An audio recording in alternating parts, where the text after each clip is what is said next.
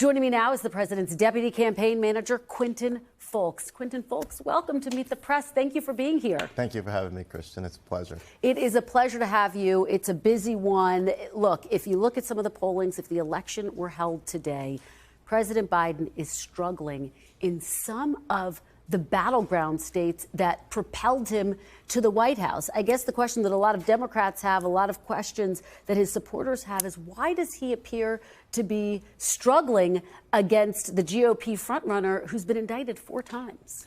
Well, first of all, let's take a look at the polls. First of all, polls don't vote, voters do. 2020, 2022, 2023, what do they all have in common, aside from beginning with a 2 and a 0, is the fact that Democrats were behind in the polls and took it to Republicans on Election Day in every single one of those years under the leadership of President Joe Biden and his agenda. And at the end of the day, you know, the president just Friday made the case that this is an election about democracy and freedom, and that the choice is clear. Our campaign is focused on making that choice clear to the American people. The president did that Friday at Valley Forge, and we're looking forward to continuing that message directly to voters that matter the most and have the most at stake tomorrow in South Carolina. And you talk about that speech on Friday. I've been talking to a lot of Democratic sources who say they wish they had seen that fire, that urgency from President Biden out on the campaign trail months ago. How do you respond to those Democrats who say he's getting a late start here? Well, look, we have to build the campaign that we need to build in order to be competitive heading into 2024. And that's why our mindset has been. President Biden's mindset for the past several months has been continuing to do the work for the American people, continuing to lower costs, continuing to make sure that job creation is up month over month, continuing to drive down unemployment in the communities that need it the most. And so that's where his focus is. When it comes to the campaign, the president has been staunch and out and about, as has the VP. And we're going to continue to make that case again, that this is a choice in an election about freedom and democracy, with President Biden focused on the future of America and Donald Trump focused on only himself. I have to ask you about this new reporting in the Washington Post this weekend that former President Barack Obama raised concerns about the structure of President Biden's campaign over this lunch in December. The Post writing, quote, Obama crew animated in discussing the 2024 election and former President Donald Trump's potential return to power.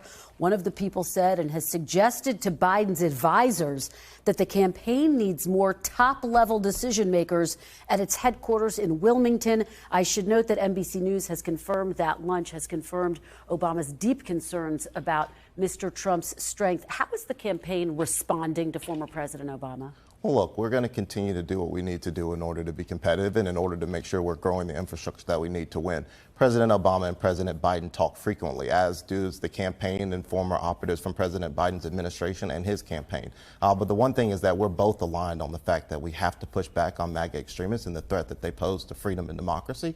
And so we're focused on doing just that. The president has been very clear that the experience he got as VP serving with President Obama has been critical to the experience that he brings to the job and what he's been able to accomplish. But we're united in the fact that we have to do everything we can to push back on Donald Trump and the threat that he poses to democracy. But does the campaign see this warning by former President Obama as a wake-up call? Will there be structural changes to the campaign? Look, our campaign has been awake since the president announced in April, which is why we've come out the gate swinging. It's why we've put innovative organizing programs in place to begin to communicate with voters on the ground, which is why we've made investments into constituency media, the largest investments to voters of color, Hispanic voters, young voters, than any other presidential campaign in history. And now we're in the phase where more Americans are paying attention to what's going on, and that is why we're making the choice. The president's speech at Valley Forge was the first of that. We'll do it again tomorrow in South Carolina, and we're going to continue to make that case to the American people, because we are running this campaign and organizing it as though democracy is on the ballot, because that's what's at stake this election. You talk about democracy being on the ballot. Some top Democratic lawmakers say, okay,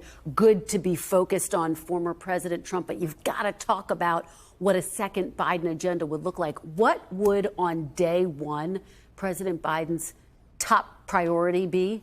Well, look, the president announced this campaign with the moniker of finish the job and protecting freedom and democracy. So when we talk about that, let's look at it. First of all, Roe. The president has been adamant that we need to restore Roe. It is unfathomable that women today wake up in a country with less rights than their ancestors had years ago. Number two, the president has already done a lot to prevent gun violence. He passed the Bipartisan Safer Communities Act. He's established an office for gun violence prevention. But we have to ban assault weapons and high-capacity magazines. 3, the fact that millions of Americans are still paying thousands of dollars a month for a medicine, a life-saving drug, that a patent was sold for $1 for insulin. We have to cap the cost of insulin for everyone. And then number 4, the president has already forgiven over $132 billion for student loan debt for 3.6 million Americans, and there's billions more to be forgiven. And so that's what the president means by finishing the job, and that's some of the things that I think you can expect from a second Biden-Harris administration. You just heard my interview with Chairwoman Elise Stefanik.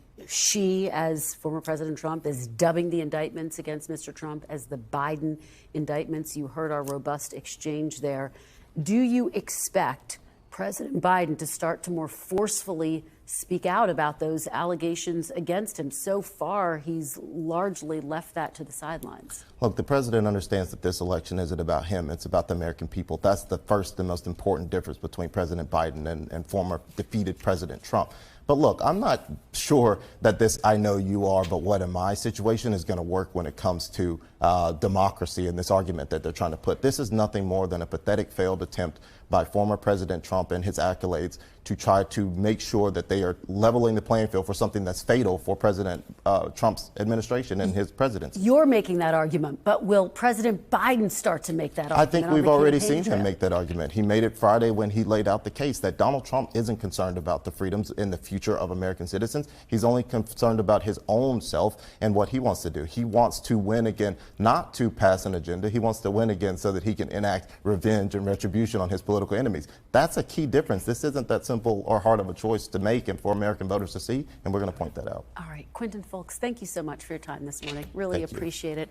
Thanks for watching. Stay updated about breaking news and top stories on the NBC News app or follow us on social media.